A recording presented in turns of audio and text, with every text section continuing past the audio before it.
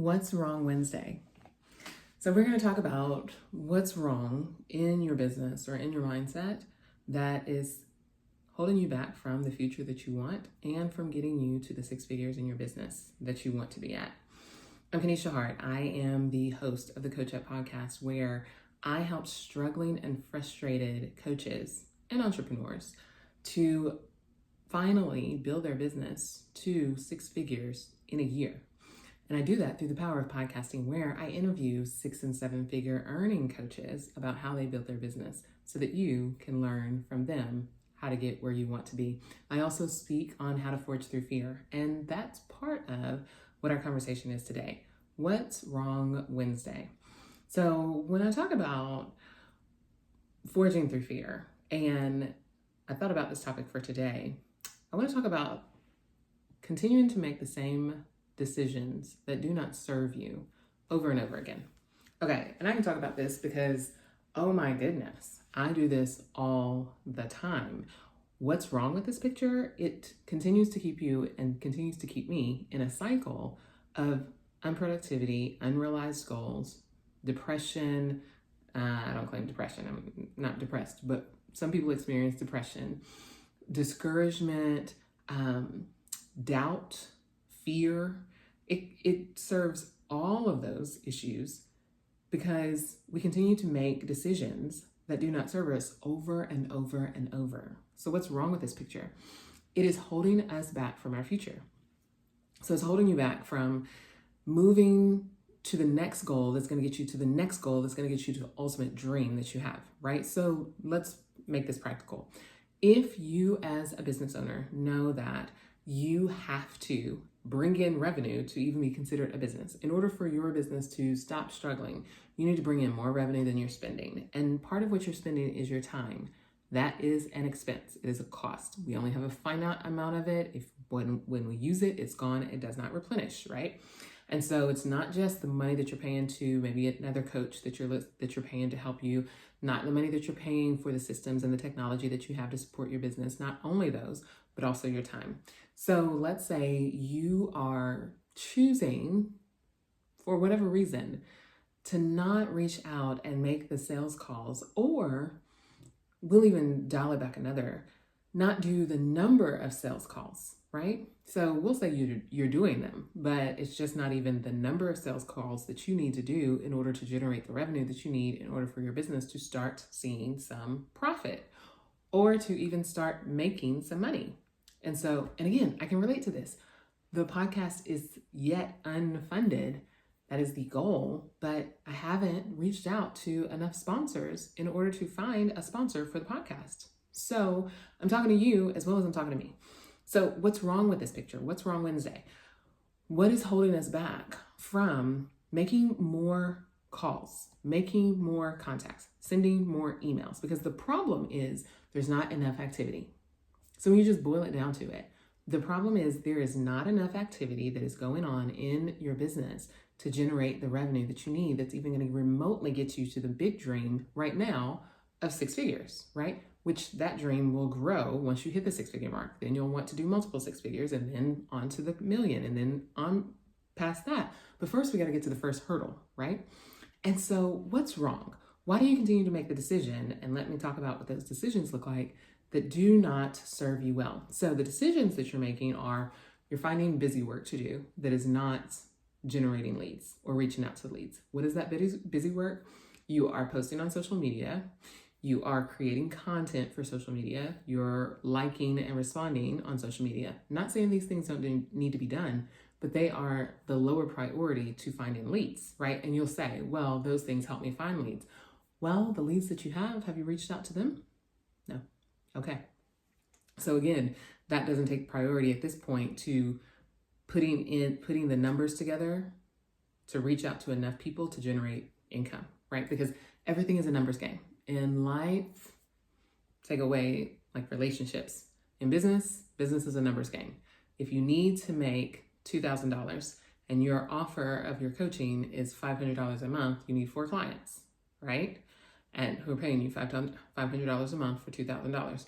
In order for you to get 4 clients to say yes, you need to have a phone conversation with 20 clients because 1 out of 5 say yes to you. Okay, those are your closing numbers. You may not even know those numbers yet because you've not gotten to that level of doing that much activity to be able to distill those are your averages, but let's just say that they are.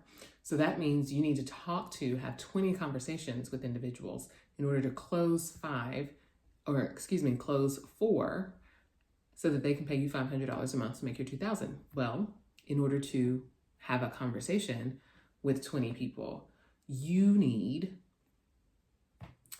500 leads, let's say. You need 500 leads in order to get 20 people on the phone. Or let's make it even better. We'll say 1 out of 10. You need 200 leads to get 20 people on the phone, right? So 1 out of 10. You're able to convert to get on a phone call with you. And then out of those that get on a phone call with you, 1 out of 5 convert. So hopefully you're following those numbers.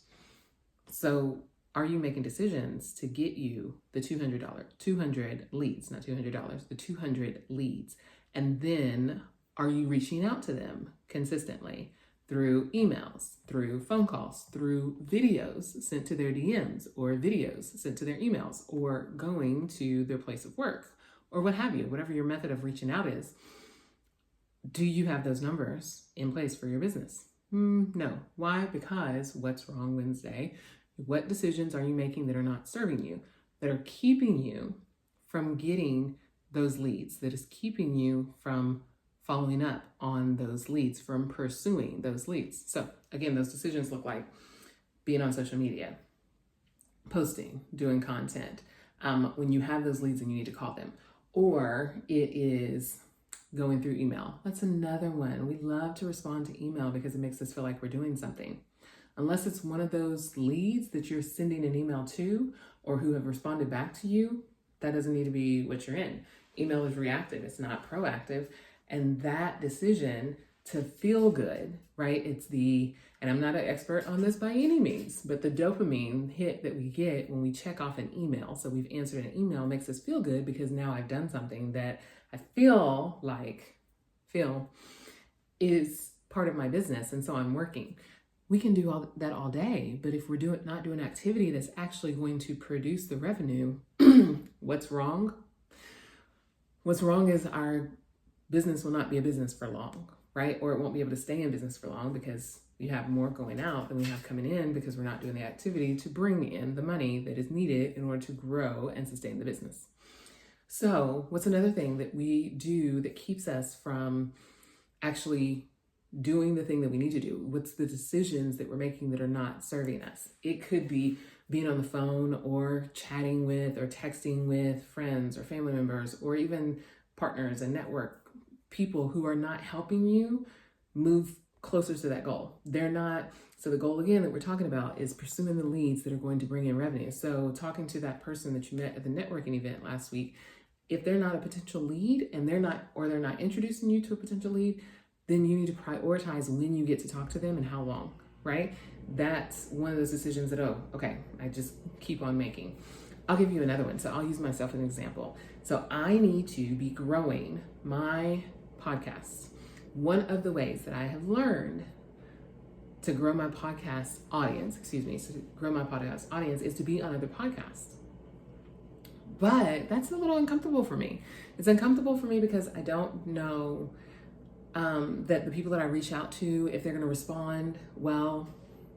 And it's not even well, it's just some of them are not going to respond. That's just numbers. But because in my head, I keep saying, they're not going to respond with a yes, and so I'm not sure I want to do that.